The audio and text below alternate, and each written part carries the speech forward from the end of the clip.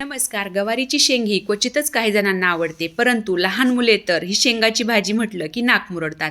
परंतु जर अशा पद्धतीने ही भाजी बनवली तर लहान मुलेच काय मोठी माणसे सुद्धा आवडीने खातील. इथे मी 2 कांदे आणि 1 टोमॅटो बारीक चिरून घेतलेला आहे. पाव किलो गवारीचे शेंगा निवडून मिठाच्या पाण्यामध्ये ठेवून दिलेले आहेत.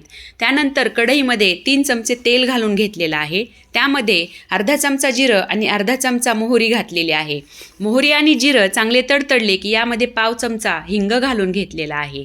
फोडणी चांगली झाली की यामध्ये चिरलेले कांदे घालून परतून घेतलेले आहेत. कांदे थोडे परतले की आले लसणाची जी वाटलेली पेस्ट आहे ती घालून घेतलेली आहे. ती थोडी परतून झाली की यामध्ये 3 हिरव्या मिरच्या आणि थोडंसं आलं ठेचून ते घातलेलं आहे आणि ते व्यवस्थित परतून घेतलेलं आहे. नंतर हा बारीक चिरलेला टोमॅटो जो आहे तो घालून घेतलेला आहे. टोमॅटो घालून झाल्यानंतर यामध्ये मसाले घालून घ्यायचे आहेत. त्यात सर्वात प्रथम अर्धा चमचा हळद घातलेली आहे. नंतर 1 चमचा लाल तिखट घालून घेतलेला आहे. लाल तिखट घालून झाल्यानंतर 1 चमचा धना पावडर घालून घेतलेले आहे. तिखट हे आपापल्या चवीनुसार आवडीनुसार वापरायचं आहे. त्यानंतर यामध्ये थोडंसं पाणी घालून हे टोमॅटो शिजवून घ्यायचं आहे. भाजी सुकी करायची आहे त्यामुळे पाणी अगदी थोडंसं वापरायचं आहे. जर तुम्हाला सरभरीत करायची असेल तर थोडं पाणी जास्त वापरलं तरीही चालेल.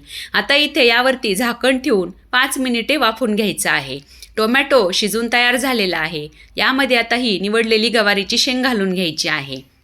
फोडलेल्या शेंगा घालून झाल्यानंतर आता हे व्यवस्थित मिक्स करून यामध्ये चवीनुसार मीठ घालून घ्यायचं आहे.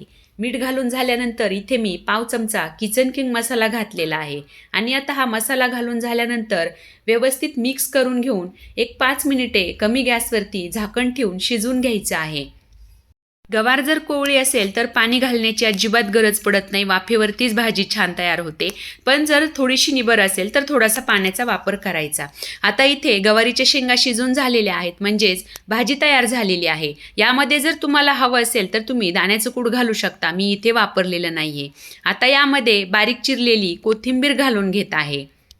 मी इथे भरपूर अशी कोथिंबीर घालून घेतलेली आहे. कोथिंबीरीने पदार्थ दिसायला तर छान दिसतोच, परंतु चवही अतिशय चांगली लागते.